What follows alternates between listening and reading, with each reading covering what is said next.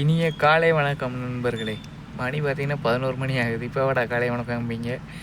இருந்தாலும் இப்போ தான் அந்த வண்டி லோடு இறக்குறாங்க. லோடு இறக்குன வரைக்கும் சந்தோஷம். அந்த வண்டி ஞாயிற்றுக்கிழமை அந்த வண்டி இறக்குறீங்க, செவ்வாய்க்கிழமை நம்ம திங்கக்கிழமை நம்மளை இறக்குறாங்களான்னு பார்ப்போம். இன்றைக்கி வெயிட் பண்ணி தான் பார்ப்போம்.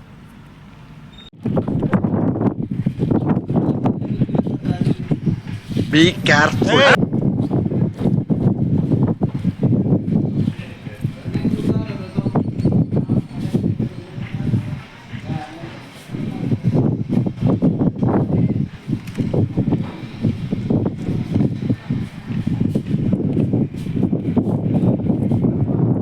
ஒரு வழியாக ஆந்திரா வண்டி இப்போ தான் இறக்குறாங்க. இறக்க முடியும். என் தலைவன் சிங்க வந்துட்டாடா. இவனை மட்டும் கார்கில் கொண்டி அனுப்புனா போகும்டா. பனிமலை எரிமலையா மாறும்டா. இவன் நடையப்பார், உடையப்பார், தலையப்பார்.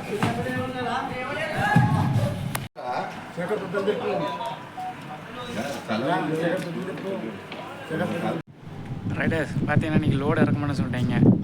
என்ன செய்யன்னு தெரியல. ஓனர் ஃபோன் அடிச்சு சொல்லிட்டேன். குடோன்னு சன்ரைஸ் ஆகிட்டு போயிட்டாங்க. மணி 5 மணி தான் ஆகுது. அதுக்குள்ளே இங்கே சட்ரை சாத்திட்டு கிளம்பிட்டாங்க. நம்மளும் போயிட்டு வருவோம். போயிட்டு ஒரு சாய் சாப்பிட்டு வருவோம். ரைடர்ஸ் இதை பார்த்தா எப்படி இருக்குது உங்களுக்கு? இங்கேருந்து இன்னும் 3/4 கிலோமீட்டர், அதாவது 750 மீட்டர் இந்த குடோனு தான். இந்த குடோனு 750 மீட்டர் யாருமே இல்லை. செக்யூரிட்டி கூட இல்லை இவ்வளோ பெரிய குடோனுக்கு. ஆனால் கேமரா வச்சுருக்காங்க. அங்கங்கே கேமரா மட்டும் இருக்குது.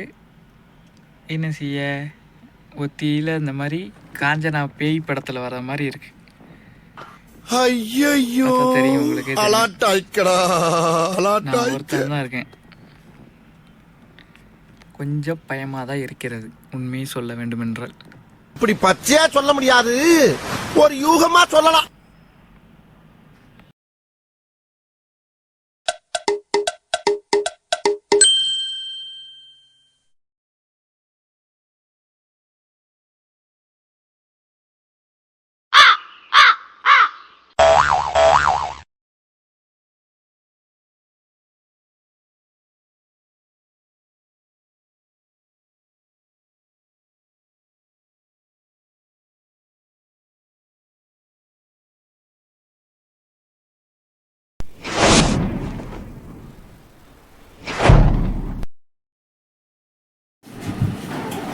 அது பிரச்சனை கிடையாது, பிரளயம். அது சம்பவம்ல சரித்திரம்.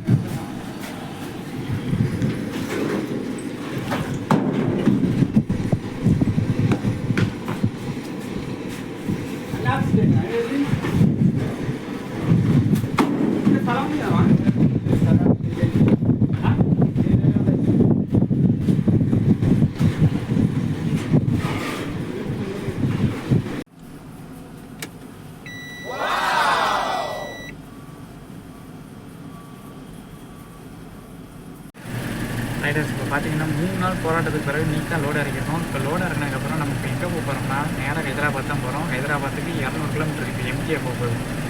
பார்ப்போம். இதில் டயர் வேறு கண்டிஷன் சரியில்லை. ஓனர்கிட்ட கேட்டால் நாங்கள் ஹைதராபாத்தில் போய் பார்த்து கொடுத்தாரு. இங்கே விலையை கேட்டாங்க 30,000ட்டாங்க நார்மலு.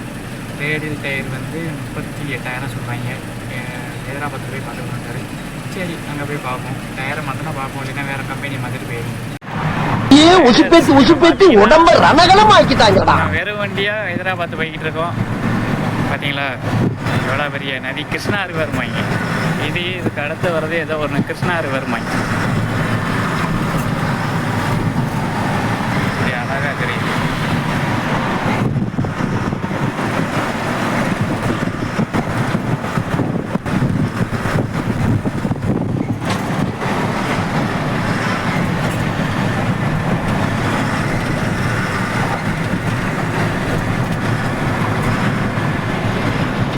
வண்டியாக போய்கிட்டு இருக்கோம்.